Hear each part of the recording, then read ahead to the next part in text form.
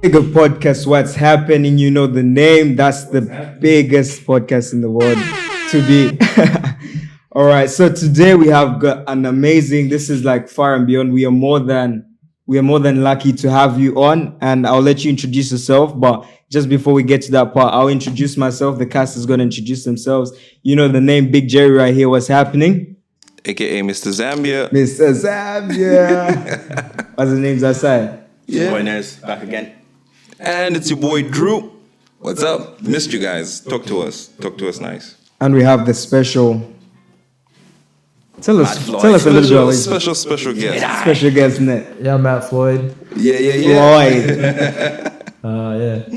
Oh, come on. There has to Yo, be he's more being than humble that. right now, you know. I never know what to say when they ask Yeah. who I am because of the different names, the Jedi and all that sort of stuff. Nice. What are the two most common names that people call you? People will call me mainly Maddie. Maddie. Yeah, Maddie. I get Maddie a lot. Ah, cool. And maybe my last name, I guess, Floyd, but mainly Maddie. That's Maddie cool, or man. Floyd, yeah. Or Jedi. When I'm out, if I'm out and about and people recognize me, it's always Jedi. Do they ever say Jetty? Jedi. Yeah, no, Jedi. Jedi. Wow, that's pretty good. Yeah, stuff like that. Yeah. That's it, man. So when I'm out, it's always Jedi, and Yeah. then people that know me, it's either Maddie or Floyd. Maddie and Floyd. Cool. So we'll go with Maddie for today's set. Yeah, I don't mind. Yeah, whatever's Yeah. fine. Yeah, all good. All right. So today on Bigger Podcast, we're here with an episode that we have titled or with the topic name, When Do You Know It's Time to Quit? When do you know it's time to quit? And obviously we had you on because you're obviously going to tell us a little bit more about how much you've done in your whole history, 6 times, defeat, and like you've been undefeated for like quite a bit of time, and just your story. I was doing quite a bit of research on you, but I don't want to be the one to tell your story, but like tell us a little bit about yourself, man, like how you got into boxing or, just a rundown. All right, I've always boxing. I've always loved fighting from day one, from when I can remember. I used to get in a lot of fights in high school and that. Never started fights or bully or that. It'd always be for a mate jumping in or something like that. Yeah. I remember because I used to get in fights all the time, and the way I grew up, I thought I was great. Obviously, when you actually learn how to fight, you realise you fucking knew nothing about fighting, and when you're a kid and that.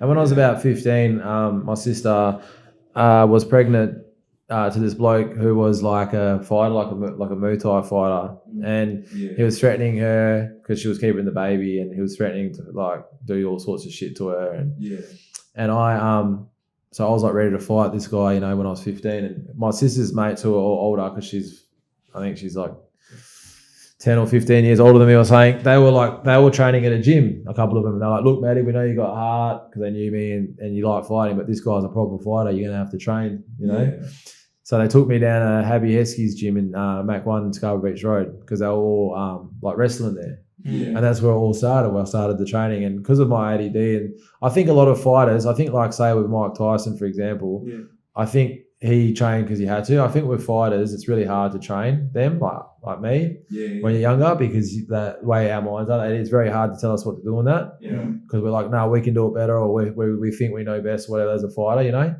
So I think because he had no choice, for example, because he had to train so he could live at the house and get, food and all that. He was, putting a foot, So like, I think for me, I struggled a lot. So I kept going from gym to gym and things like that because of my mindset, the way I was and that. So it took me ages. I wish I could go back in time and just stick it out.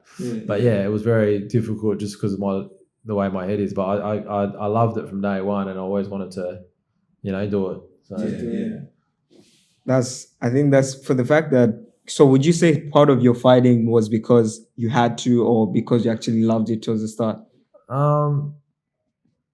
I had to fight, I believe, because of the way. So, yeah, I feel like I had to fight already growing up. Yeah. So I think it started earlier on, and then I just like, they humbled me, then boys, when they said, mate, we know you love fighting, blah, blah, blah. And I was like, no, I don't give a fuck, I'm ready. Yeah. I think when I went to the gym, obviously the first time, I think they set me up. Like, this is normally what happens. They'd set you up with someone that's really good. They make you jump in the ring with them, you get bashed. That's what happened to me. And It's sort of like a test to sort of show you your skill level. and you realize straight away when they do that. The first or second time you're in there. So I did all that, and then I loved it. I loved fighting. I wanted, and I wanted to be the best, obviously. So I started, even when I wasn't, it was hard for me to settle at one gym, whatever, because of my life, because of things going on and things like that. So life got in the way, bad things got in the way. I had a daughter when I was 16, things like that. I took her, like, mainly I took her full time when she was a baby. When I was 16, started working a few jobs and that. Started stripping when I was 17, underage, because I was doing the wrong things in life, and my mate's like, mate, you're looking after your daughter, you're too good to be doing the wrong things. I had the body for it because I was fighting back then, stripping. So I started stripping. And the stripping was good for me because I'm a hustler. I hustled from when I was 10 years old. So I've got that hustle. So I'm good at, and then it's obviously a stripping job, and I got really good at that from hustle. And my hustle started with Pokemon cards when I was 10. Yeah. That's where It starts small, eh? I went to games when I was 11, and the games are still kicking off now. I'm still making money off games today. I've got a game shop in Fremantle. Oh, cool. And right now I haven't got anyone working there because of what happened to me a year ago. I've taken everything out. I've taken a step back from a lot of things just right now, but I've still got it all. And so... No, pretty cool. Yeah. I think you really stood the time, and obviously this, I think it's more so like a mental journey as well, because obviously, taking on fights, it's like, it's more than just physical, you know what I mean? So like, I was talking to my boy Nez just before this, and I'll actually ask you, Nez, like, for you, let's say mentally in life, right? You've got quite a few things going on. How do you know it's time to quit? Like, there's a lot of times we push for things and everyone says, oh yeah, like, just keep going, keep being strong. But I think the biggest thing that comes with success is knowing when to stop and what to stop. So how do you know, okay, if you've had enough? Like, for you, Nez, how do you know you've had enough? You need to stop. Before I answer that question, I just want to say this episode is sponsored by SoFit Fitness Australia. Shout out Sophie. Also, in case anyone is wondering as well, I think it's very important to say that this is the 6-time champion, right? Australian professional boxing champion, Australasian champion right now. Has got the belt in his hands. Belt. Could you just show us the Put belt? some respect in this man's name. This is That's it, the man. champion. We're from a champion, okay? Man, He's the owner of Pinkys Gym as well. As a businessman, seasoned businessman, been selling Pokemon cards since he was 10 years old. He's a legend, He's a legend. So, yeah. I think honestly, 6-time undefeated. undefeated, bro, in Australasian title. That's bro. hectic. Could you man. imagine? He's a legend. I think you're humble. I think you're a very humble person because you've achieved so many things and been through so much from like the time that you were young. And then your energy is just like laid back and you're just like, yeah, oh good, calm, yeah. And I think that's why he started with. That's why you started with to say like the humble people are the people who like really. Yeah, I think. Wow. So I think that it's amazing for me to see. And I want to learn from you, like, because I don't think I'm the one that should be answering that question, Jerry. Like, I think Matt is the man that when you're in the boxing ring, when the belt is on the line, when your career is on the line, what do you do? If your opponent is like stronger or whatever, like, how do you actually mentally, like, or you're losing a couple of rounds and it's a final round and you need to actually like fight through and like. Do you ever feel like there's a time to quit? Like I've No, had too much. no. I'll never quit, man. Really? Yeah, no. No, I'd rather, I teach my boys, a lot of like the life coaches and things are trying to teach, you got to go to your childhood trauma and do all this, that, nah. Yeah. I teach my boys differently. The boys that I take off the street or my own children or whatever, my thing is don't worry about any of that shit. There's nothing you've seen, your dads have seen or that I haven't seen or been through myself. Find a goal and I'll help you get to that goal and you do everything you can to get to that goal and that's it. And that's what life is. Routine's obviously very crucial and important. Mm-hmm. Probably one of the most important things in life. Yeah. And then they need to have a goal and not worry about that and never quit. Keep going. And then when you succeed that goal, find another goal. You have to always constantly have goals and never quit till the day you die. You got to keep going. Just keep going. Just keep pushing. With me, like if I quit, if I can't fight professionally anymore, I'll do something different. I might fight if I can. My body can do it in like an oldies tournament or something, or I'll train people to. I don't know. Like I'll become a coach. I'll keep going. Yeah. I'm not passionate about coaching. right now. Like I like helping the boys and pushing them in the right direction and things. Yeah. But I'm a fighter at the moment, so Okay. I can't do both at the same time. I try, but I know that I'd rather fight. Like if I had the choice between fighting or putting in someone's corner, I'd fight every day because I'm a fighter. I need to keep going, you know. Yeah. But I want my boys to be successful, and I'll be very happy if they are. But yeah, so So you have to live a life that's goal oriented, because I believe you got to keep going. Yeah, keep moving forward. You can't quit and stop, because that's when people like me, anyway, and the boys that I take in, it's not good for us to not have, something going on, something to drive you. because then that's when, you know, like, But then other people might be different. That's just, I think my thing helps with these. And I attract a certain sort of criteria of people that come, you know? Yeah. So that's always Which is powerful, because you share your story, and the most powerful thing about sharing your story is the people that are attracted to your story or hear your story, the people that relate with you will be driven by your story. They'll be like, he did it, I'm going through the same thing, I can do it. I just need to go. I just need to find something that's going to push me from this point and just going to keep me going until the next. So I feel like that's very powerful. Yeah, I hope so, man. Yeah, I really do. And it does, you know, it does work sometimes. Yeah. Even boys that get out of jail that are a bit older. I had someone come to the gym the other day. They the same thing, you know, like my gym's like a base. It's like a base. Like it's like at my gym, I'll give you food, I'll give you shelter if you need it. If you need somewhere to stay, I'll find somewhere. You can stay with me if I can. It doesn't matter, you know. Okay. And there's always going to be, if you come past my gym, people know that they've got somewhere to, and a gym to train at. And that's the baseline. I can't give these people $1 million the next day. I can't give them their dream jobs. I can't make them professional fighters or AFL players. They're going to do that, but I've got that baseline. And I've had people come and they go off track, but they can come back again. They can start again there. And I feel like I'm that baseline. I feel like that's the best You can offer. I feel like that's all I needed. So I try and offer what I needed. My gym's like, when you walk through there's like basketball hoops in the middle of it. There's PlayStation 5s, massage chairs. Yeah. It's made for a 16-year-old lost boy. Yeah. You know what I'm saying? To feel comfortable. That's what it is. It's a community gym, man.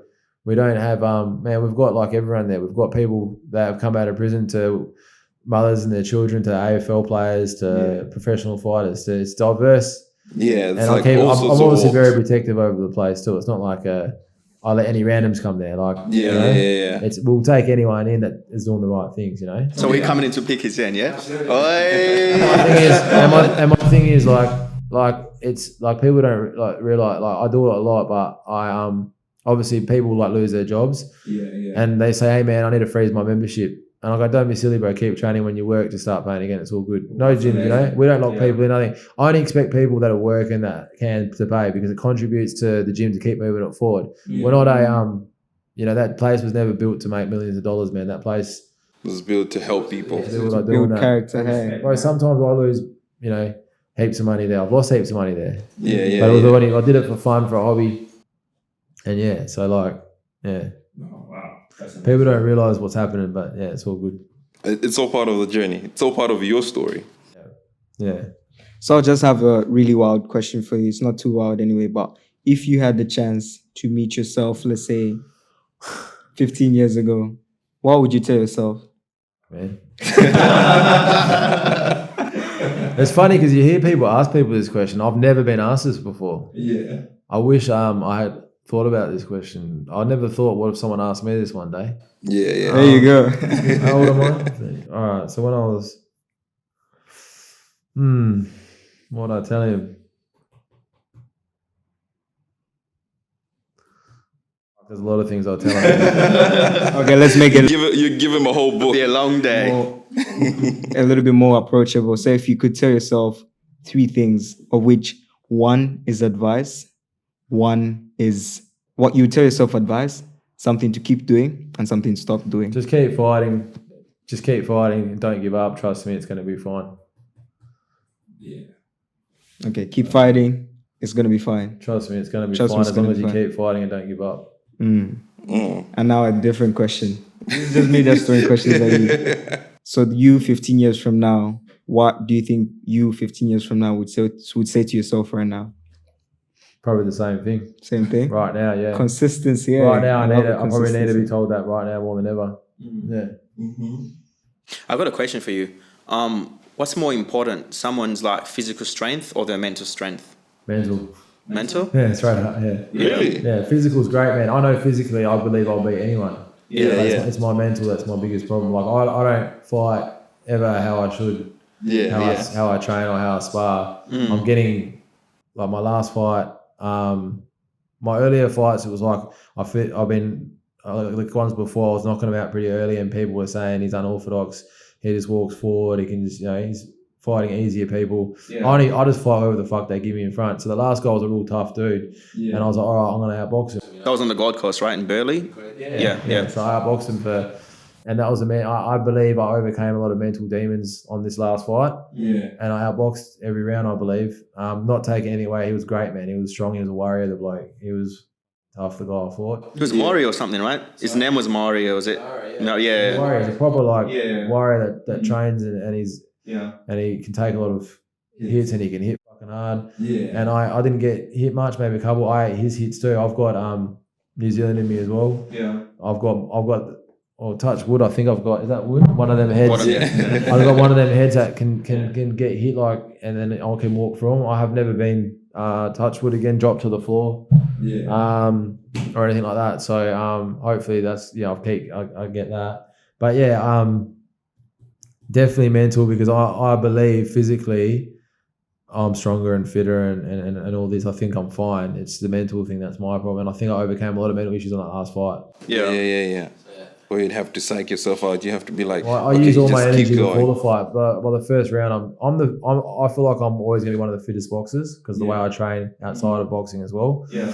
And that last fight, I was tired in the first round, and I'm always one of the fittest just because I mentally fucked myself before the fight. Yeah. But I overcame a lot. I knew that even as fucked as I was, I overcame the 8 rounds. I did what I wanted to do. I outboxed him every round. I didn't try to knock him out and try to walk him down. I just kept moving. I walked him down when I wanted to, and I was in control of that whole fight. That was a knockout as well, right? The fight. It wasn't. No, I did. I won every round. So I was trying to outbox him every round. I'm not saying it. I'm not saying I could have knocked him out. I'm not taking anything away from him. I think if I walked him down like I normally do when I train, I might have probably early, but I don't know. I'm not taking anything away, but that's how I wanted to box. I did it with a lot less energy, but I still did it, and I outboxed him, I believe, every round. I think I got every round from the judges except one of the judges. Amazing, bro. So I think that was a lot harder. I took a few of his punches. I didn't get hit like much. I took the ones that I did, which is what happens in a fight. So I did everything I wanted to do. I got cornered by Angelo Hyder, who's been like a role model. He's always tried to help me in that as well. So that was a good thing for us. And he's the one that got this fight for me. Yeah. That's amazing. I got the title with the help of Tony Tolge over here, his manager and our manager. Nice. So Angelo's been like a role model / try to be like a father sort of figure. Yeah. He's a big name in the boxing world. He's Danny Green's trainer, and he's probably one of the most respected trainers. Yeah. So it was good. The whole thing was pretty good. Yeah. So in terms of mental fortitude, because obviously mental strength it's a big one when it comes to fighting, obviously, and just generally in life, right? So do you have any ways that you train mentally? How do you train your mental capacity? How do you make it stronger? How do you train that muscle? If you speak to the people in the gym, I train a bit different to everyone. I'm a bit crazy the way I train. a bit So crazy. I train like no one can sort of do my runs. I do everything. I go as hard as I can with everything I do. So if I run 5K, I can't do a 5K jog for half an hour with the boys. I run 5K as hard as I can, else I won't bother doing it. I can't do a boring run. So I do everything. I push myself for everything I do. Yeah. Instead of training for 8 hours a day, I'll train maybe 2 hours, but as hard as I can. I'm very intense when I'm sparring, training, anything I do. So when I hit the bag, I hit it as hard as I can and things like that. So I'm very different, intense, but I keep going. If I don't train like that, I start getting weaker, I start getting slower, I start getting tighter. So you apply the intensity. I'm a weird human being. Like I'm a bit different. Yeah. But for me, what I'm just trying to understand is obviously because a lot of it has to do with the actual aspect of fighting, right? But let's talk about when you're outside the gym. How do you train? What's your life like outside the gym? Everyone knows you as a fighter, but I'm very outside chaotic, the man. gym. Everything's chaotic for me. We are the creators of our own chaos, and I don't know anything else because that's how I've grown up. Everything's always been chaotic for me. So everything's a mess. Everything's all over the place. Yeah. And I don't know if it's good or bad, but I'm always. It's hard to like. I was having this conversation last night.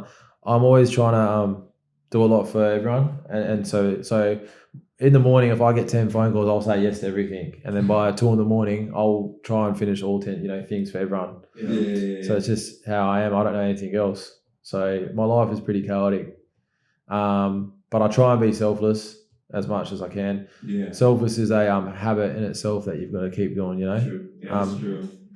I've heard. You're gonna go. I was gonna say that if you don't practice selflessness, it just starts to fade away. So to keep it going, you have to keep doing it. Selflessness is the key, the actual true key to happiness. Yeah. Am Are you happy? Do you think you're happy? I happy? Another question you went right. Does a belt make you happy? Do you think like attaining this kind of success? It didn't make me happy at all. Before the fight, I was like, all my fights I've been, if you watch me, I've got in trouble from my managers and that. They say after the fight, you got to start jumping and carrying on and all that. But it's not really who I am. Mm-hmm. And I haven't really been happy. I don't think after anyways. I haven't jumped. I haven't celebrated nothing. And this fight, I was like, I'm going to feel different because it's Australasian title. I thought in the past I wasn't happy because I felt like I should have been a lot further in my career if they hadn't taken it away from me, because they've taken years and years and years away from me. Yeah. And I thought, no, it's all right. If I get the Australasian, that's going to put me a step at the door where I want to be and things like that. And I won it. And I was just it's just how I've been again. So I'm not too sure about that. It's strange.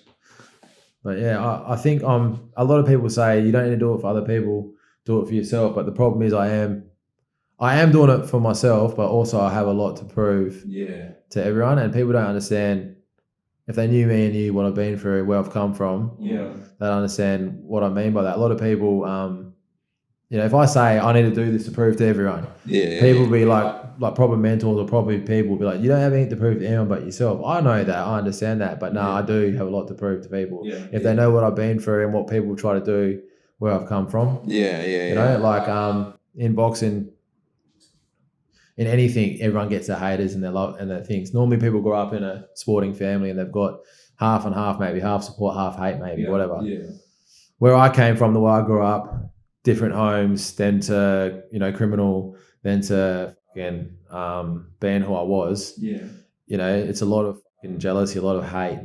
So that's where I come from. So it's like I feel like instead of having 50-50, I feel like it's like 95%, and only the small, and it really feels that way because that's where, and I've got, like people don't realize for me to fight, they don't realize how much time, money, and effort I have to put into it. Normal people, they go, yeah, you're going to fight this guy. Worst thing that can happen is he gets injured or the other guy gets injured and gets pulled out, but he's still probably get another fight, whatever. With me, I have to get ready for the fight. I have to book all my flights and accommodation, sort it all out. And then I can get told at any time I'm not allowed to go. So I've got to ask for permission to leave the state. I have to, the commission in WA will ring up Queensland and be like, nah, don't let them fight. And then when I got to Queensland for this fight just now, they were trying to stop me from fighting when I got there. And then the Queensland were like, fuck, we don't give a fuck about Perth. Like, it's all bullshit anyway. And then the guy that I was supposed to fight, he pulled out because he broke his thumb. And they gave me, I got told he's a tougher opponent by my team, which I don't care about. I'll fight whatever they put in front of me. And that's fine. But they don't realise that I could have got stopped. I had to sort everything out. They don't realise I still have to train for this fight mentally. Knowing that a week before the fight, Perth can say, we're not going to let you leave, because I have to go to court in front of a judge and beg for permission to fucking leave. And they can say no. So I have to get ready mentally and everything, knowing that I could get knocked back as well at the same time. People don't realise I have to do all these things, and everything has to go perfect for me for me to get this fucking fight. In Queensland, another state where, all my support's in Perth. I actually had pretty good supports in Queensland for this last fight, but it's out of my comfort, out of this, out of that. I'm fighting the Queensland champion. Far from home, This guy was the Queensland champion.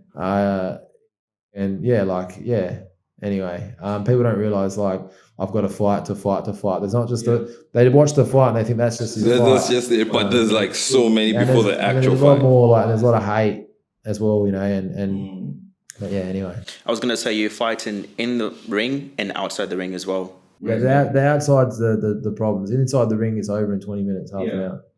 But the outside, the outside's the hard stuff. Yeah. Yeah. I got a question to add to that, right? I'm not boxing, like, I don't know much about boxing. Don't you box? I do it.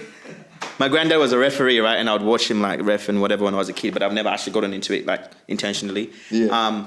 I do see that in everyone's corner, there's usually you've got people in your corner that are kind of shouting you on and like, you know, what impact does that have on you as a fighter when you've got like your coach or your trainer in the ring? So you don't want 5 people in your corner or people yelling out shit. You don't want people, when you're in that ring, think about it. You can't be like, man, do a fucking 10 hit combo. Yeah. You know what I mean? There's a guy in front of me. Like you can literally only tell the person 1, maybe 2 if you really have to things. Yeah.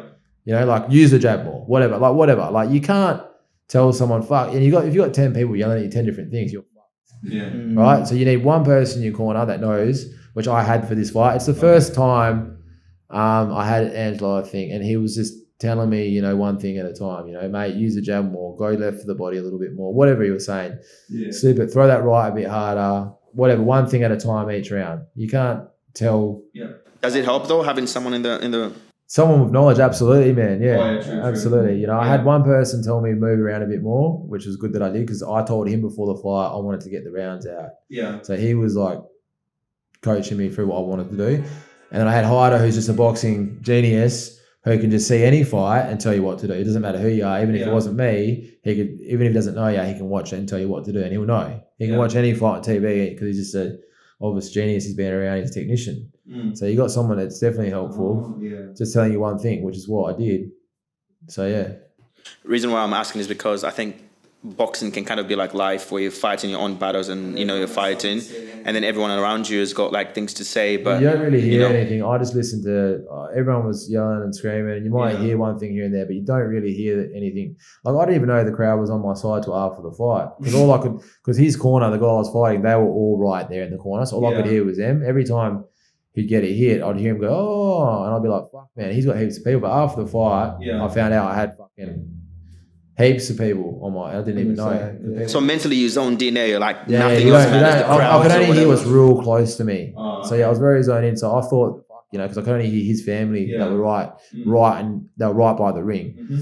And then I could hear, but I was just trying to listen to Angelo and then Liam and Stevie Wills. So, because I told them what I was doing before the fight. So the ones that actually know me, I'll listen to them. But they let Angelo out of respect do the talking, because he knows he's the boxing genius, so he knows.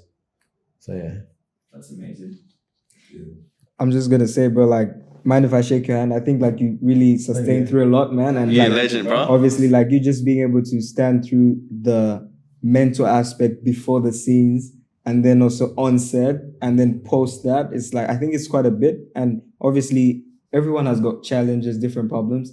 But obviously, like you're fighting 2 fights. You're fighting a mental fight and a physical fight.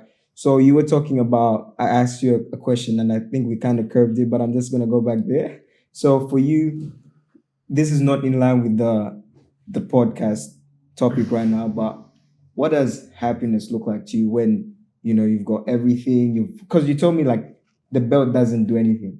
Most people think the belt... It does a tiny bit, but it's just not like, I wasn't jumping, I don't know how to explain it. There's something going on and I'm going to work it out. So yeah, I'm just going to, in the meantime, I still love fighting. I want bigger and better fight. And I still am reaching. I know which goal I want.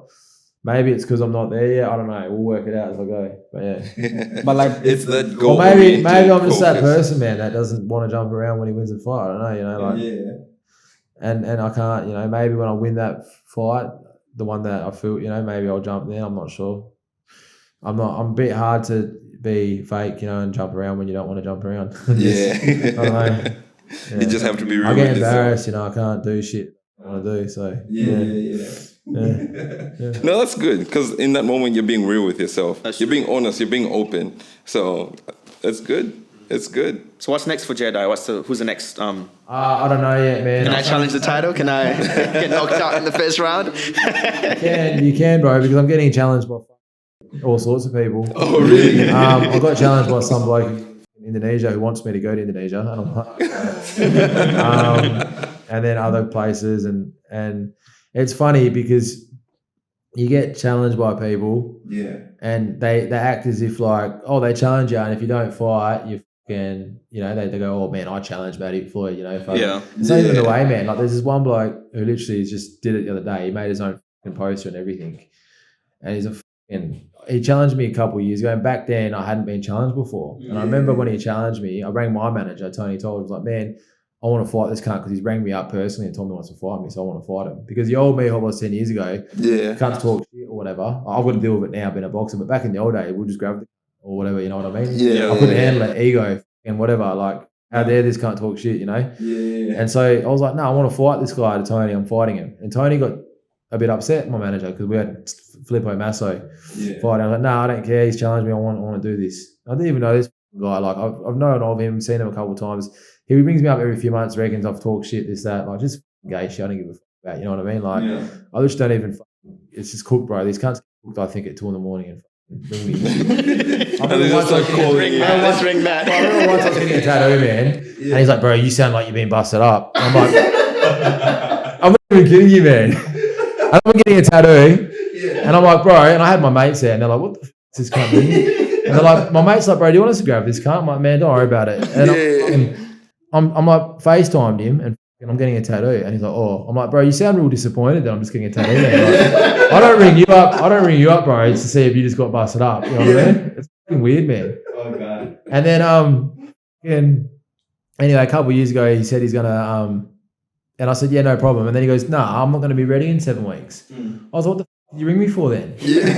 Why ring me up, offer me out? And when I'm like, okay, we'll fight. And now he's doing it again, bro, making poses as if I'm like ducking and running from him. And, and he's got all his mates on it going, fucking settle the beef, blah, blah, blah. Like, because he's telling all them, fucking, he's offering me out. Like, this cunt lost his last 2 fights. The guy I beat before this last guy, I beat him in his last fight. This cunt hasn't fought for like fucking 10 years or something. He's like in his fucking 40s. And fuck, it's disgraceful, man. Like, that cunt says and does. Doesn't even fucking know me. Told the police that I'm a fucking drug dealer. And he still got, it's cool. Anyway, you just triggered me because you said about people offering me out. And that's just happened the last few days for me. Like, I've got it all on my fucking phone. Like, if everyone knew, I can't wait to get the recording from the police station of him. He's telling all the cops I'm a drug dealer. Really? Yeah, and then he's like allowed to. How do you respond to that? Because obviously that can weigh down on how you move and how you just operate and just generally do things. How do you respond to that? Oh man, it's just fucking stupid. Like, the people that have been around, like myself and other mates, if they know that to be true, which is going to come out because I'm getting the footage from the police station, they shouldn't be hanging around and talking to him anymore because it's a fucking dog. If you tell the police, it's not true anyway, but you shouldn't be telling the police fucking shit in front of me, like, it's bad. But anyway, that's another issue. But yeah, so I think he's offered me out like 3 times, and every time I'll be like, yeah, cool. And another time was like a year ago, and it didn't happen, a few months ago, whatever. And now it's another poster, so we'll see what happens. I even spoke to my manager. I was like, man, can you just the next fight I've got, I'll be the main event on the next one, so it'll be like hopefully a 10-rounder or whatever. Just put him at the start of the night, because Paul Gallen did it. He fought 2 people. Give me 2 rounds, 3, 4 rounds, whatever at the start of the night. It'll be like a warm up for me, and then I'll fight the main event still for you. But I don't know. What a legend, bro! What a legend. But like, I don't know if that can happen. So it doesn't. Yeah, whatever, man. I'm getting sick of the cunt anyway. But like, apart from him, you've had a few people offer me out. And I'm just I'll ring Tony, but wait, man, this cunt, what do I do? And but it's just because of that, I guess. So what happens next, I'm not sure. I don't care. I'll fight anyone they put in front of me. So I'll keep going and this and that, and I'll just let the cunts talk and shit and whatever. I'll just get used to it. You just watch from the because of my side. history, who I used to be, it's very hard. If I was just a boxer growing up, it'd be fine. But it's because of I just got to separate it somehow. Which is what I'm struggling with. I've got 2 questions, right? 2-parted question. First one is, I saw on your video, there's a video that was online where you said that with your tattoos, if you think about getting anything, you get it whenever. You just go and get your tattoo right there, right? Like, how does that work? Like, what's the... I forgot I said that, but yeah, I do. In the video. Like, nah, I just like go for it. Like, I don't think about it twice. Whereas, like, for me, I'll think about like the tattoo, like for 20 days before I can actually. If we're walking around now and say there's someone doing tattoos and you boys were like, let's all get a fucking tattoo, I'll do it. Yeah. 100%. I'll do it right now after this. And just like that. Yeah. Second question is, if you were to fight anyone dead or alive, any boxer, who would that be? Oh, Snap, another question. it's like I'd love to fight anyone respectfully, like, you know, not just respectfully.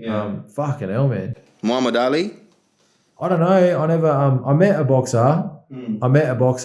And I'm not in his weight, but I met a boxer who fought Muhammad Ali. Oh. I've got pictures with him. His name's Ken Norton. He's passed away. I met him. He's a really, really nice guy. Yeah. I spoke to him for a bit, got photos and that, got signed gloves and all that. Yeah. He broke Muhammad Ali's jaw in 78. Damn. But he's not in my weight, you know, but still it wouldn't matter. I don't know, man. Fuck. You'd fight anyone, eh? You're just ready to go. That's amazing. Anyone, absolutely. Yeah. Anyone in their prime. Doesn't matter what can happen. Ngannou or Tyson Fury? Who do you think is going to win? Sorry? Francis Ngannou or Tyson Fury? Tyson Fury, eh? Yeah. That's not stupid. It's a arguable. stupid fight. It's a dumb fight. I think it's just for publicity that I don't- just want to make money out of it. Yeah, Yeah. it's stupid. Do you have like a role model in boxing? Someone who's like, oh, this is who I. Obviously, this might be a bit of a personal and like, you know, professional question, but like, do you have anyone who you like really shadow? And, Yeah. like, this is the person I want to be like someday. I like Tyson Fury's story a lot Yeah. because I see a lot of similarity Mm-hmm. in his mental struggles and things like that. I'm not like him as a boxer or anything like that, but Yeah. just him as a person. Maybe.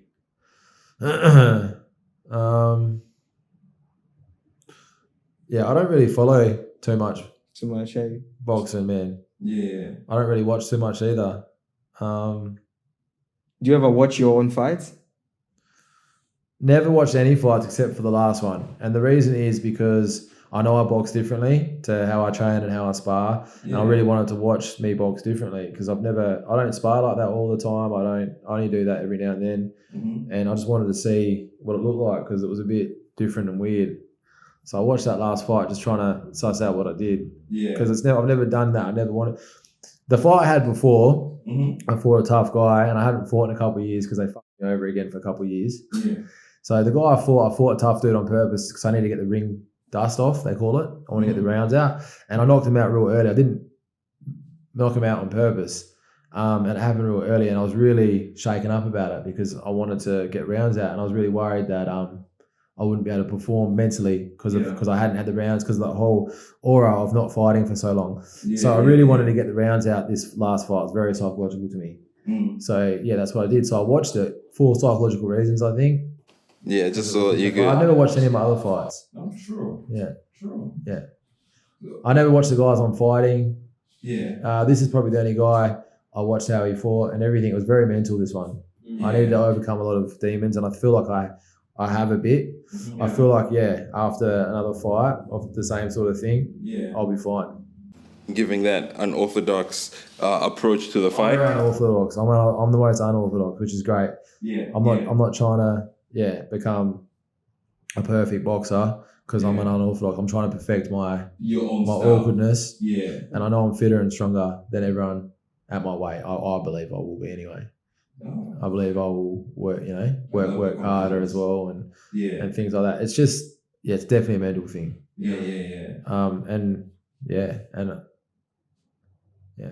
Does being a role model give you any pressure? Like when all the kids looking up to you and everyone's like, Matt, and then... Yeah, it's like that. It's actually like that. It's like that with, I've got a 25-year-old boy who I've had since you're 17 or something. Yeah. It's like that with him, man. So he had his second professional, I wonder if I should I should talk about this. He had his second professional fight a few weeks ago Oh. and he got his first sort of payday and he fucking spent it, or he reckons he lost it. So I was in Queensland. I just got to Queensland and he was coming over a week later. He had the fight the week before me in Perth at Thunderdome, his second professional fight. Yeah. And he's a good boy, but he can be a nightmare like with this. And he spent the money. And I rang the manager because he didn't want to tell him. He had to go to weigh-ins the day before Yeah. and he shit himself. I'm like, he's rang me when I'm just got the Queen. I'm like, for fuck's sake, I'll ring Tony. I'll sort it out when I get back. You can work it off, whatever. Yeah. And then he goes, oh, thanks, you're the best, blah, blah, blah. You know, I sorted it for him, you know. And then a couple of days ago, I fucking give him the money. I was going to give it to Tony Tolge myself. Yeah. And I give him the money to be a man and give it to him and he fucking lost it again. So, yeah, it's fucking very stressful. And I'm bringing this up on purpose so he can watch this. Because last night we had this conversation. It's very stressful, annoying, and it's hard work. He's got a good heart. He's just fucking, they all fuck around and I get stressed and worried when this happens because it could have gone really bad. He could have gone real down. Like, it's only over a few grand. And I'm like, he was going real down. I'm like, bro, it's not a few $100,000. You're a fucking 25-year-old adult. Yeah. You're not fucking on the streets with no teeth. Even them boys can fucking get together a couple grand for fucking their next fix, you know? Yeah. I was like, you're a fucking healthy young fucking boy. Get your fucking shit together. Like, he's about to fucking go into depression, start fucking talking about fucking becoming an alcoholic or going relapsing. He hasn't had drugs since he's been with me. Yeah. He was in and out of rehab, fucking on his way out, and that's when I found I helped him out. I took him in, and from the day I took him in, he knew if he touched drugs, he was getting bashed. Yeah. And he's been a good boy ever since, you know. So he was about to relapse just over there, and I'm like, fucking, I didn't spend this many years. So yeah, so it is. It can be very stressful. Yeah. But it can be also a tiniest bit rewarding. Yeah. There's definitely moments in being a mentor that are rewarding. Like, you see them grow, you see them even change. if you tell me not to do it and someone tells me it's stupid and this and that, I'll be like, and I'll probably agree, yeah, you're right. And I've probably said heaps, I'm not doing it anymore. I'm going to focus on myself and my kids and that. Yeah. But I'll end up, it's just in the right, like what I do. Someone will come up that day and I'll just fucking do something, you know. It's just who I am. Yeah. At the end of the day, I'll tell people, I'm not giving people on the street money anymore. If I can say that to you now, and on my way home, if I see a squeegee on the road, I'll look at him and I'll go, fuck. Yeah. And I'll give him a note and I'll start talking to him and fucking, I just can't help it. I did that. I did the squeegeeing, you know, when I was 13, but. And I did it all, you know. So whenever I see him, if I've got a group of boys with me, I will try not to give him money because I'm very busy all the time, so it's easy for me to give him money, which is actually the wrong thing to probably do. Yeah. So when I've got a crew with me or the boys that are trying to teach, I'll go out of my way, not give him money. I'll take him into the shops and be like, go buy some food. Angelo Hyder actually taught me this years ago. Yeah. Because I was about to give someone money once. This is like years and years ago, and he goes, don't do that. And he goes, how much are you going to give him? He took the note off me and we went inside the shop and he goes, go spend $50 on food and this and that, not cigarettes. And I learned from that. I was like, yeah, that's actually better. And I start doing that now in front of boys, you know? So now when I see someone, I'll go, no, don't give them, this is what you do. Take them in the shop. And then, you know, that's amazing. And I've become friends with a few of these people. You know, I know their spots now. I'll go meet them on their spots. And it's about, you don't do these things so I can talk to you about it. A good man doesn't talk about what a good man does. Yeah. But you try and give a couple of, like, for example, I'll give this example because I want other people to do it. Not because, you know, like, I know heaps of shit that I fucking do. Like, I'll go catch up with them at their spots and I'll fucking sit with them and talk shit to them for half an hour, whatever. I know there's no point with some of them in trying to change them or give them jobs or this, that, because that's their life. This is how it is. I've seen it that many times now. But there's other things you can do to make them happy. True. That's very true. Bit of that, you know, and there's, they're not going to, you know, I hope they could, but they're not going to. I've seen it too many times. Yeah. They're not. That person, anyway, the kids you can, but normally when they're adults, they're gone. Yeah. It becomes such an ingrained lifestyle for them. Like, it becomes the only thing that they have to, like, come to the fucking gym now and, like, show me, you know, they have to come like 100 times before I start showing interest these days because I've lost fucking faith and interest in all that shit, you know, if they're an adult, you know. But, I've got a question. I'm sorry, I'm asking so many questions. I'm just, I'm a huge fan already, you know. How do you deal with the fame that comes with the title, you know, and everything else? Because you've got, like, what, 21K or something followers and on Instagram, like, the attention from the ladies and all that kind of stuff. Like, how do you, as a man, no, because I could learn from you, you know what I mean? Like, I think when we're growing up, there's always this idea that, when I make it, like, you know, this is what success looks like, and then when you finally get it, it's like, how do you do with that, you know? So it's like, it's not really, man. It's not that much success, to be honest. Like, I'm the champion right at the moment, and you know, like, no one really, boxing's not really that big in Australia, right? So it's not, it's not really, I don't know, man, to be honest.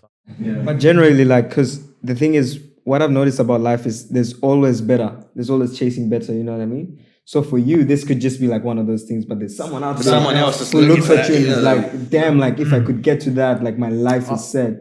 I don't really.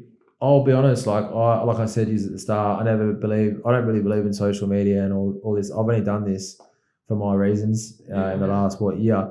So I don't really know how to pump myself, hype myself, and use this. I've only just started using Instagram this year. Yeah. Okay. So I never used it before. Like I've had other people do it for me. Yeah. And I never did this until this shit went down a year ago. Yeah.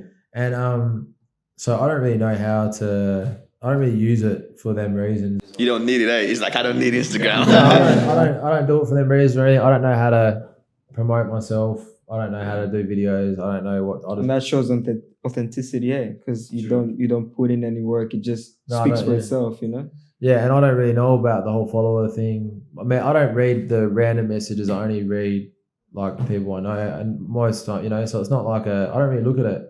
It's not really a thing. So there hasn't been any difference between like you before boxing in terms of like, say maybe the ladies, for example, like before boxing to like girls is like it's a hard one because I mean I was stripping when I was 17 to fucking 21 or something. I feel like every boy watching this is gonna want to be mad after this.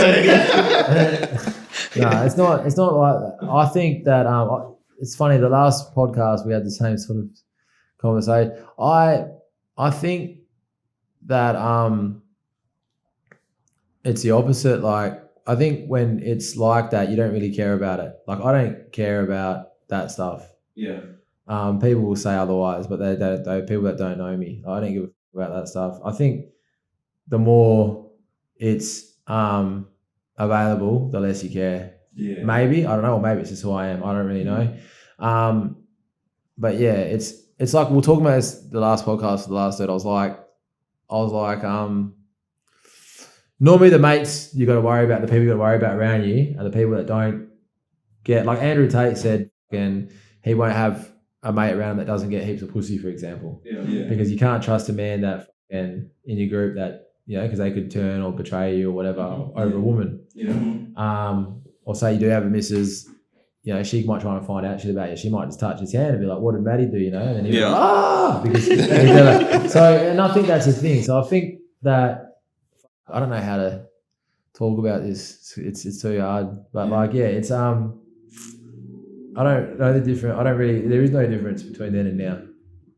Because I don't really care about it. So you sort of keep a calm head. I never have. Even when I'm out with my mates, like if I am out and say one of the boys likes a girl and say if she was trying to talk to me or something or whatever, I'd like somehow push her that way because I don't want any room for fucking jealousy, upsetness, this, that, all that gay shit, man. I can't be bothered with it all.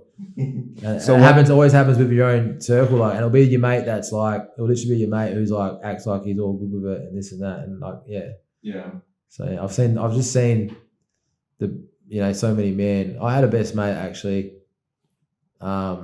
once years ago. Anyway, this is a long conversation. Anyway, I don't really care for it, to be honest. It doesn't bother me if I have a million followers or this, that, nothing will change with me. Yeah, you just stay you. That's amazing. And I think, maybe it helped what I was doing earlier on in life because nothing's changed when it comes to that stuff. So, nothing would change.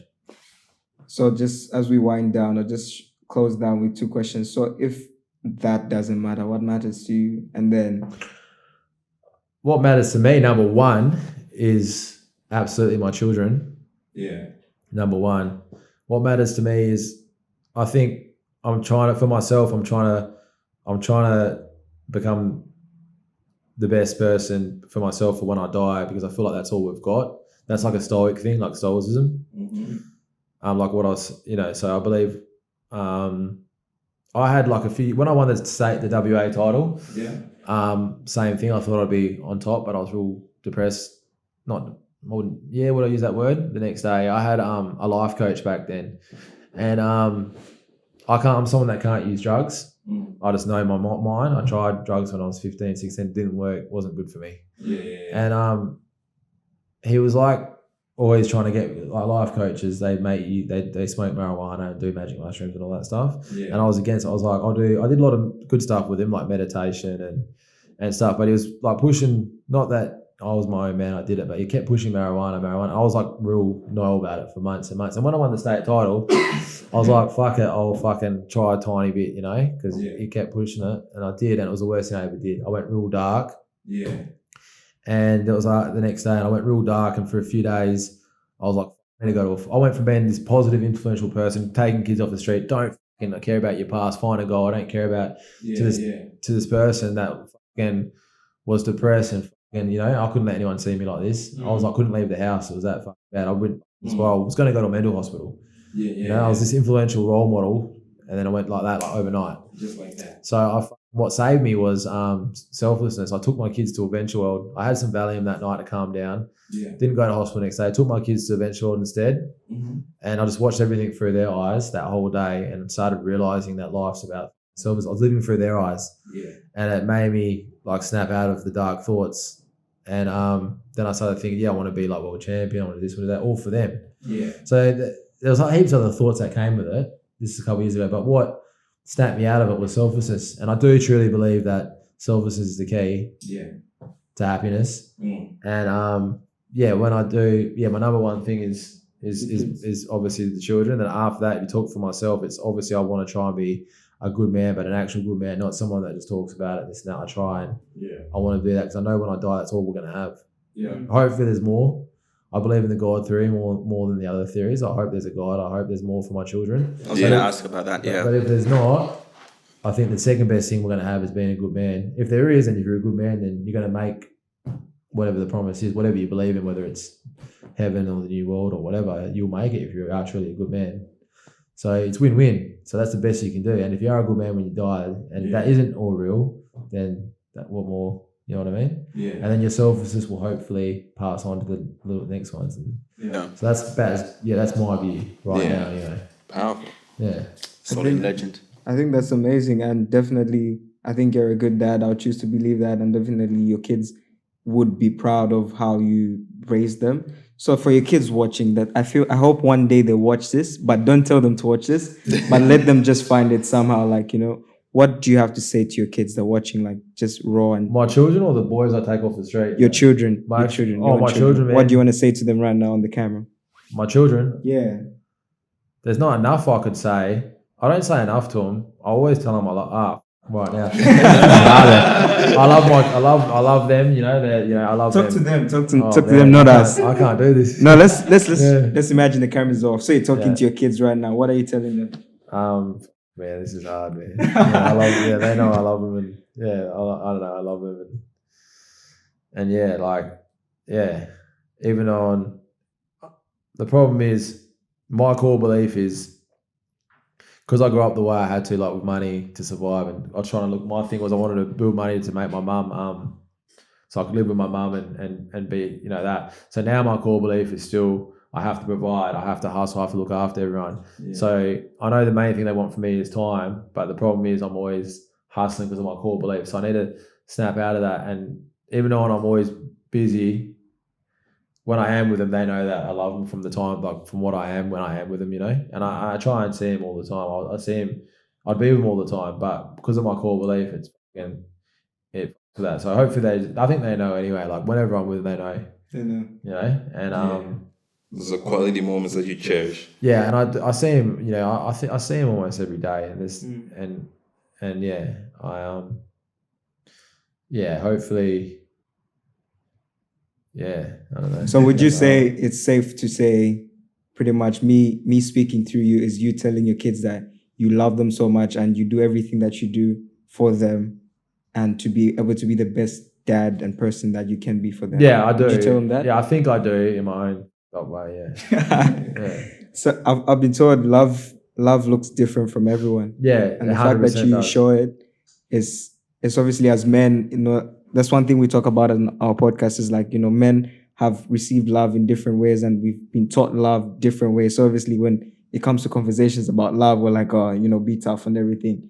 But, when it comes time to be real and everything, your kids know that you love them and, everyone looking out there as like to you as a legend. I myself, like, it's a lot of inspiration. And yeah, man, like your kids are probably proud of you. If I was a kid, I would be like, yeah, my dad is a boxer and like, he's knocking out everyone, So I think that would be an amazing feeling knowing that your dad is a legend and you've got a story to tell, you know? I think my kids were all little when it all started, so I think to them it's all normal. They grow up in a gym, so I think they think this is. I don't think they realize what I'm doing out there. I think because they see me sparring and fighting all the time, and I think they think it's. I always wonder about this, and I try and talk to them as they get a bit older, but I don't think they They understand just yet. Yeah, I think this is normal. They've grown up, they've seen all this, so it's like all just normal to them, you know. Yeah. But yeah, we'll see when they get older, and I've got a lot more to do still, so we'll be right. But something that's also amazing is like some people go through things and then when they get away from that or grow out of it, it's like, oh, I went through that and then now I'm this person, and then it's like they're disconnected from that, right? But you're actually taking boys out of the streets, giving them a place, a base to start from, and that is like, that's amazing, bro. Like, you know, that's very commendable, and I think it's a very beautiful example for us younger generations that are looking up to, you know, legends like you, that we can see what you're doing in the community and we can replicate that and, you know, bring about some positive change. Yeah. So thank you a lot for coming through today. Really appreciate it. Thank you. Yeah. Do you have any last questions for the legend just before we wind up? Any last questions? No, I think all questions have been asked. Well, from my side, I've got no questions. It's been amazing. Really exciting. Yeah. Thanks. Thank you. So normally before we finish up, we always end with quotes. So I don't really have a quote, but hey, I'll just say my quote. We don't normally end with quotes towards the end of the session. We just throw a random quote for someone out there. And my quote of the day is, "Fight the good fight of faith." That's my quote for the day. Do you have a quote for the day? Something simple? I like to say what I said before, and just a good man doesn't talk about what a good man does. Ooh, that's a good one. It's bars. I'm going to say love conquers all. Just have goals. Move from one goal to the next. And that's going to keep you going. Ladies and gentlemen, that was Bigger Podcast. Thanks for streaming live. This was episode 10 with the legend Matt. Oh, this is episode 10. Matt Jedi. Matt Jedi. Let's go. Let's go. Bigger Podcast. Bless you. Thank you, boys. Cheers.